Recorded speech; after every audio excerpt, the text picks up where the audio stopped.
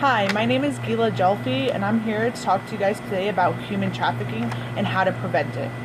So, human trafficking is a crime that has been one of the most devastating and continuous issues that has made very little progress in the United States. According to the Funk and Wagnall New World Encyclopedia, human trafficking is a recruitment of people for commercial sexual exploitation, so unfair use, or forced labor for little or no pay. It also is known as modern time slavery. In the United States, human trafficking is most of the time occurring with immigrants. The U.S. Justice Department believes that about 500 to about 17,500 people are trafficked into the country every year. And keep in mind that's only the ones that go reported.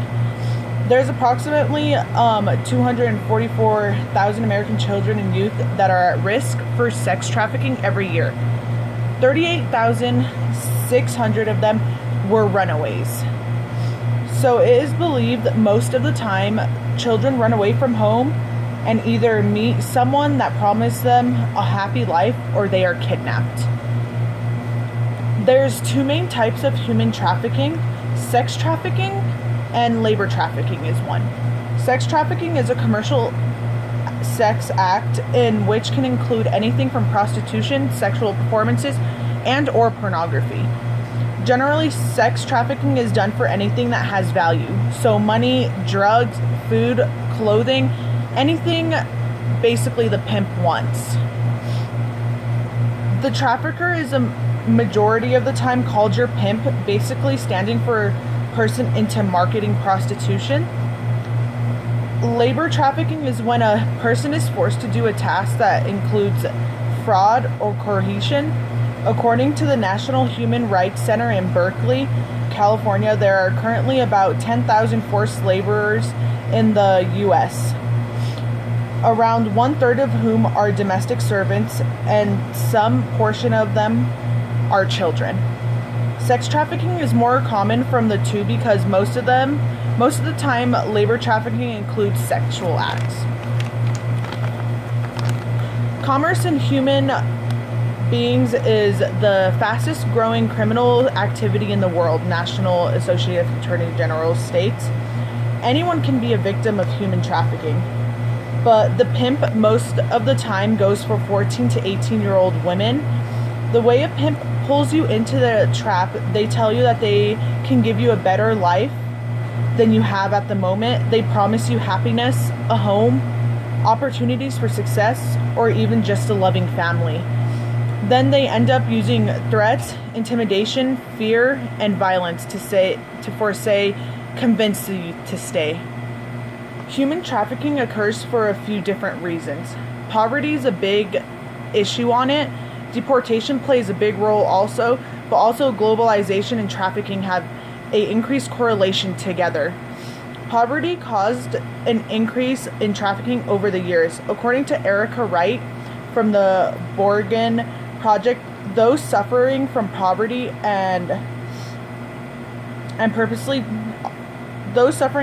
are purposely targeted by traffickers as a means of exploitation. Due to poverty, some parents sell their children. Many parents around the world have sold their children due to poverty. So traffickers, just so they can be able to make a living for their family, especially ones that have a big family. Most of the time, it's a lack of knowledge from both the parents and the child.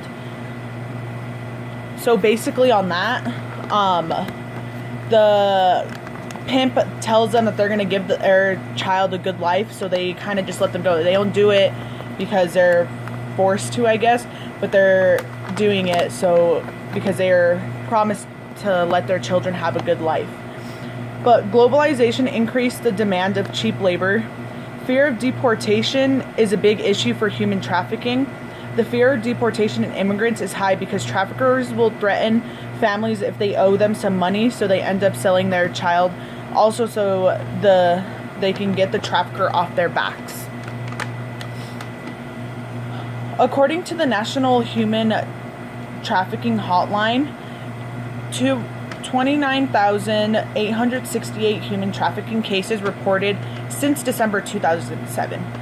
Keep in mind, those are only the reported cases. So many human trafficking cases don't get reported. The demands of human trafficking is causing the victims supply the ongoing demands of the commercialized sex industry in the United States. Or in other words, the United States makes pornography seems like it's a cultural thing. Since 2000, child pornography images on the internet has gone up to 500,000% of child pornography is from the So 55% of child pornography comes from the United States. There's many ways to help end human trafficking. Always have the human trafficking hotline number handy just in case you or someone else is going through this situation.